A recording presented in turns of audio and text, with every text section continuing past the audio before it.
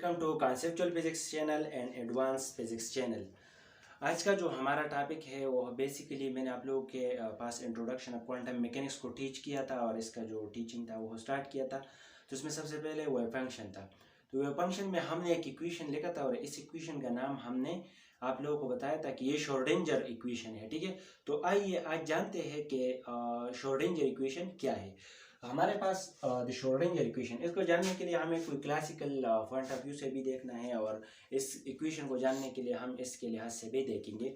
सबसे पहले हम ऐसा करते हैं कि हमारे पास, आप लोग इस डायग्राम को देखें। ठीक है, हम ऐसा करते हैं कि हम इमेजिन करते हैं एक पार्टिकल को। ठीक है, और ये क्लासिकल एक पार्टिकल है। ठीक है, इस पार्टिकल जो है वो constraint to move along X axis, वो ये जो एक्स एक्सिस है इस पे वो हमने उसको रोका हुआ है कि वो सिर्फ ओनली इस एक्स एक्सिस पे मूव करेगा, बाकी वाई एक्सिस और जी एक्सिस पे मूव नहीं करेगा। ठीक है, तो यहाँ पे आप लोग देख खुद, अगर हम इस पार्टिकल का जो हमने ज्यूम किया, इसका जो मास है उसको हमने m से डिनोट किया है, स्मॉल m से, और इसको हमने इस एक्स एक्सिस पे हमने कंस्ट्रेंट किया है, लेकिन हमने इसको स्पेसिफाइड फोर्स दिया है एफ जो है। ठीक है, एक्स कामा टी का हमने इस पे कोई स्पेसिफाइड फोर्स लगाया है, इसलिए हमने इसको कंस्ट्रेंट किया है। तो यहाँ पे आप लोग ये जो इस लाइन को आप लोग वाज़ह तरह आप लोग को नज़र आता है, ये जो लाइन है, अगर ये पार्टिकल यहाँ से लेकर यहाँ तक कोई मोशन करता है और हम इस पार्टिकल की, इस ऑब्जेक्ट की यहाँ से लेकर इन के दरमियान अगर हम किसी भी जगह पे इसका पोजीशन फाइंड आउट करना चाहते हैं किसी भी टाइम पे, तो हम इन लाइन जो है इसके दरमियान हम फाइंड आउट कर सकते हैं।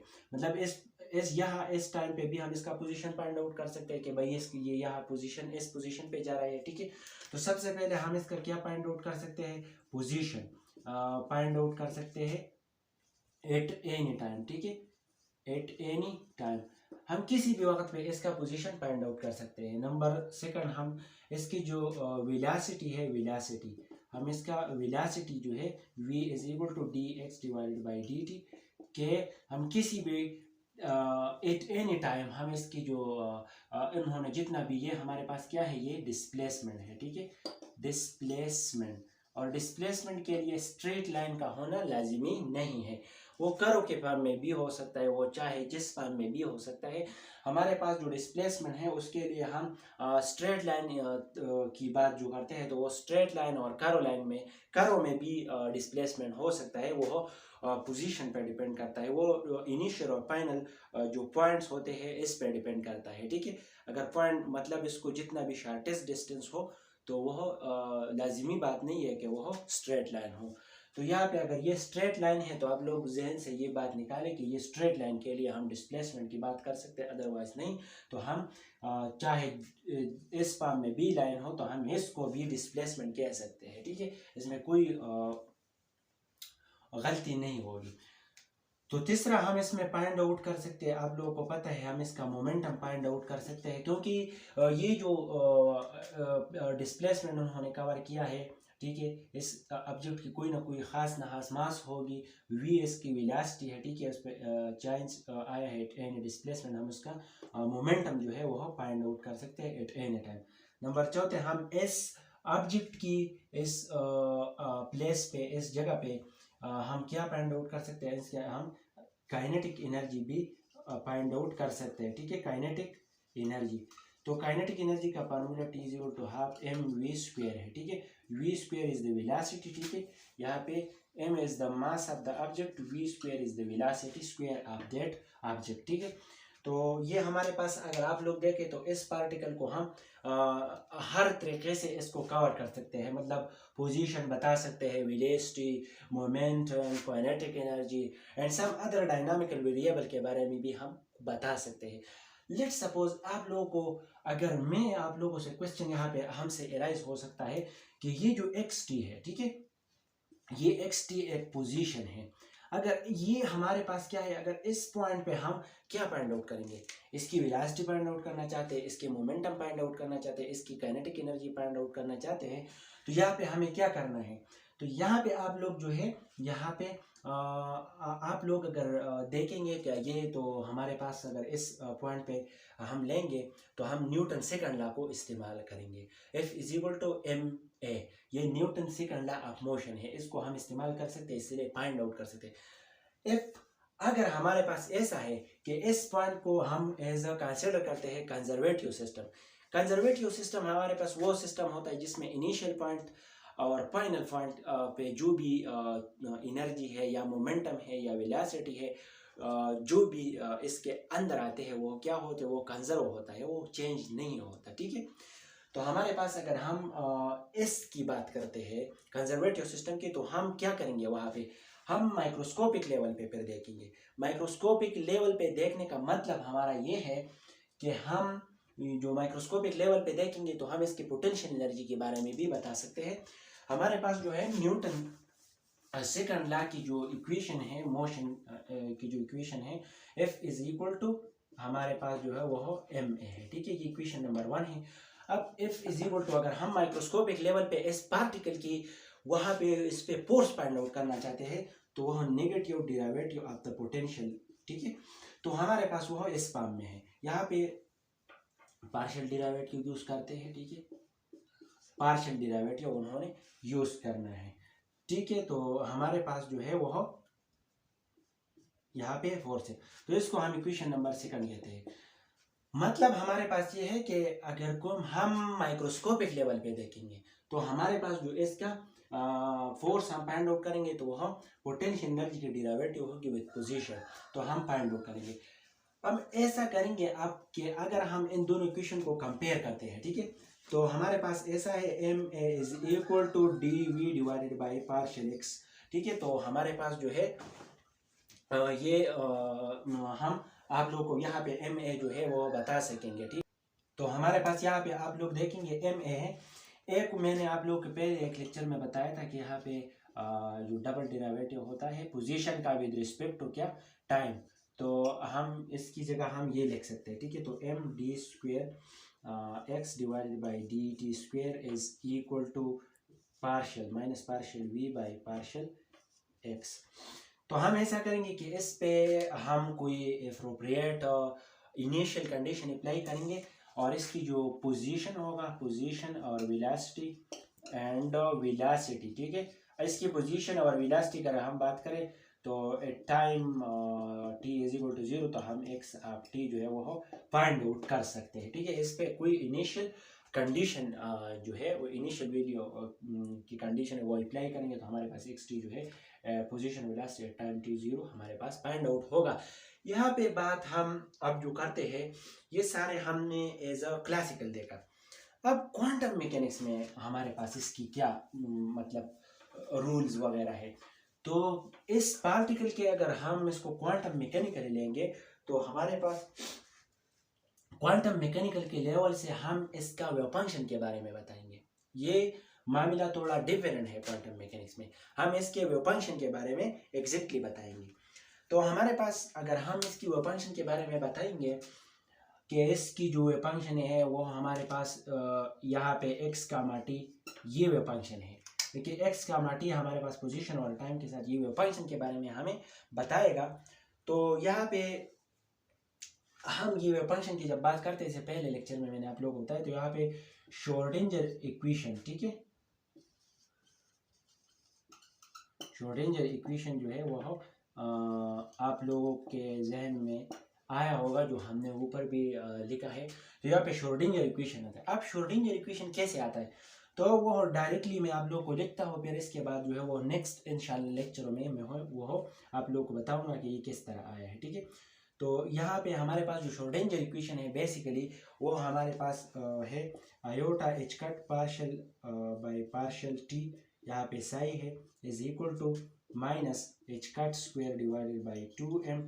ठीक है, H cut square divided by 2m partial square psi divided by partial X square plus V of partial. तो आप लोग यहाँ पे देखिए कि हम जो डिस्कस करने वाले हैं साई के बारे में। अब इस पार्टिकल की हम जो बात करें, जिस तरह हमने क्लासिकली हमने Newton second law of motion की हमने बात की थी। ठीक है, F is equal to M D square X divided by D T square. तो यहाँ पे ये मामला थोड़ा डिफरेंट है, ठीक है।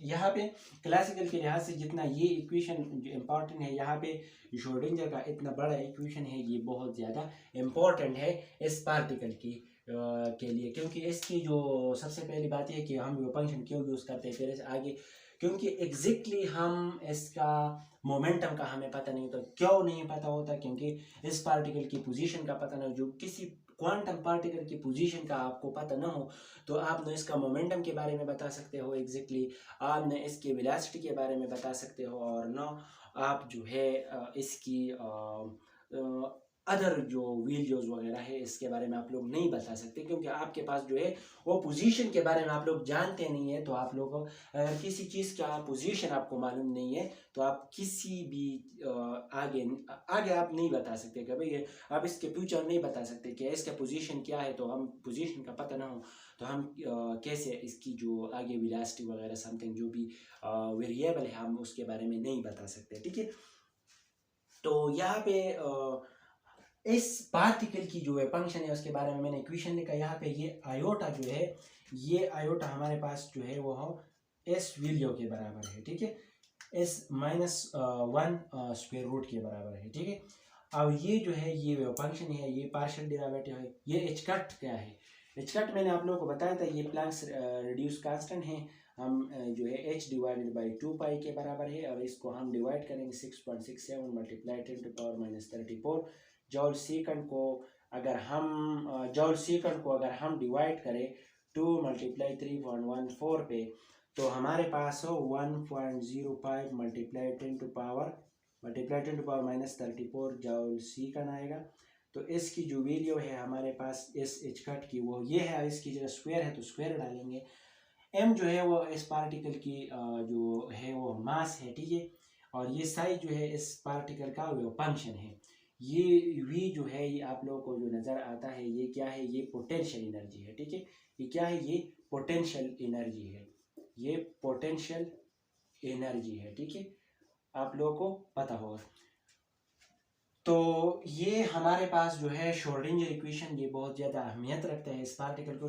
तो आप लोगों ने देखा कि क्लासिकली अगर हमने इसको डिस्कस किया तो एग्जैक्टली हमें इस श्रोडिंगर इक्वेशन का अभी हमें पता चला क्यों श्रोडिंगर इक्वेशन है। श्रोडिंगर इक्वेशन इसीलिए आया कि हम एग्जैक्टली इस पार्टिकल की जो है क्लासिकली मैंने आप लोगों को बताया कि क्लासिकली इस पार्टिकल का जो है हमने किस तरह फाइंड आउट करना था, क्या करना था, क्या नहीं करना था। तो इजीली आप लोगों के जहन में ये बात तो बिल्कुल आप लोगों को क्लियर हो गया मेरे ख्याल में। अब इस पार्टिकल के लिए अगर हम क्वांटम मैकेनिकली देखें तो हमारे पास जो है क्वांटम मैकेनिकली अगर हम देखें तो हमारे पास ये इक्वेशन इस श्रोडिंगर इक्वेशन आता है। इस श्रोडिंगर इक्वेशन को मैंने आप लोगों को थोड़ा सा एक्सप्लेन किया। अब इस इक्वेशन को ये इक्वेशन मतलब शॉर्टली हम किस तरह लिखते हैं तो ये E psi is equal to H psi. H जो है वो क्या है? वो हैमिल्टनियन है। Hamiltonian is nothing but total energy. तो हमारे पास जो है हैमिल्टनियन, तो ये हमारे पास जो है एनर्जी, तो हम ये बात कर रहे हैं कि ये टोटल एनर्जी है, नथिंग बट टोटल एनर्जी। मतलब एच हमारे पास हैमिल्टनियन है, काइनेटिक एनर्जी प्लस जो है पोटेंशियल एनर्जी के बराबर है, ठीक है। आगे मैं आप लोगों को ये बताऊंगा कि ये इक्वेशन किस तरह आते हैं। तो इसके ऑपरेटर हम अप्लाई करते हैं, पोटेंशियल एनर्जी के ऑपरेटर नहीं है, और इस काइनेटिक एनर्जी का जो ऑपरेटर वही अप्लाई करेंगे। और यहाँ पे जो एनर्जी है इसका ऑपरेटर ये है तो हमने अप्लाई किया, तो ये श्रोडिंगर इक्वेशन है। मैं आप लोगों को यहाँ पे डिफरेंस ये बताऊँगा कि हमारे पास जो श्रोडिंगर इक्वेशन है वो लॉजिकली जो हमारे पास है वो बहुत ही इम्पॉर्टेंट रोल प्ले करता है। जिस तरह हमारे पास न्यूटन सेकंड लॉ है तो ये न्यूटन सेकंड लॉ की तरह बिल्कुल अप्लाई करता है। हम इसको इस पार्टिकल के, लेकिन ये क्लासिकली है और जो हम अप्लाई करते हैं यहाँ पे क्वांटम मैकेनिकली वो ये है। तो ये जो मैंने आप लोगों को लिखा है यहाँ पे आप लोगों को जो इम्पोर्टेंट बात है, इसके बाद हमारा लेक्चर ख़त्म होने वाला है, ठीक है। ये बहुत इम्पोर्टेंट बात है, ठीक है। यहाँ पे आप लोगों ने कि डिफरेंस क्या है। डिफरेंस ये है कि साई एक्स कामा टी जो है ये हमें तो राइटिंग में मसला है, राइटिंग में, लेकिन खैर है ये साई एक्स कामा टी हमारे पास ये छोड़ने के ये वेव फंक्शन जो है ये हमारे पास जो है ऑल पॉसिबल या ऑल फ्यूचर टाइम के बारे में हमें बताता है, ठीक है, ऑल फ्यूचर टाइम के बारे में हमें बताता है। और क्लासिकल मैकेनिक्स में जो है हम एस को देखते हैं, तो ये हमारे पास ऑल फ्यूचर के बारे में बताया, फ्यूचर के जितने भी ऑल फ्यूचर टाइम है उसके बारे में हमें बताता है, ठीक है। अगर हम इस पर कोई इनिशियल कंडीशन अप्लाई करते हैं तो एक्स कामा जीरो आता है, ठीक है। लेकिन जहाँ पे हमने t is equal to zero put किया था उस बात पे जब आप बात करेंगे, जिस तरह उधर हमने ये बात की क्लासिकल की यहाँ पे t जो है जीरो, तो इस पे क्या पॉइंट आउट है, तो वहाँ पे तो इस क्वांटम मैकेनिक्स वाले यहाँ पे जीरो आता है। हमारे पास यहाँ पे आप दोगे तो ये ऑल फ्यूचर टाइम के बारे में बताता है इस इक्वेशन के लिए। और यहाँ पे ऑल फ्यूचर टाइम के लिए जो सेकंड लॉ के हमारे पास है न्यूटन सेकंड लॉ, तो इसके लिए हमारे पास ये इक्वेशन आता है, लेकिन ये श्रोडिंगर इक्वेशन के लिए है। तो डिफरेंस हमारे पास बिल्कुल यही था, ठीक है। पर ऑल फ्यूचर टाइम ये दोनों मुख्तलिफ है, तो ये क्वांटम मैकेनिकली मुख्तलिफ है, तो इसलिए हमारे पास श्रोडिंगर इक्वेशन है थोड़ा एक्सप्लेन हो गया कि इसमें बहुत ज़्यादा जो इंपॉर्टेंट और अहमियत के हामिल है वैसा एक्स कामा टी है, ऑल फ्यूचर टाइम के बारे में हमें बताता है। तो श्रोडिंगर इक्वेशन क्यों आया तो वो भी आप लोगों ने जान चुके हैं सब, क्योंकि ये क्यों आया है, और quantum classical mechanics second law क्यों आया है, क्योंकि ये हम क्यों यूज़ करते हैं, तो ये आप लोगों ने बड़े अच्छी तरीके से मैंने आप लोगों को एक्सप्लेन किया। फिर भी अगर आप लोगों को कुछ इशू हो तो आप लोग जो है कमेंट में ज़रूर पूछ सकते हैं।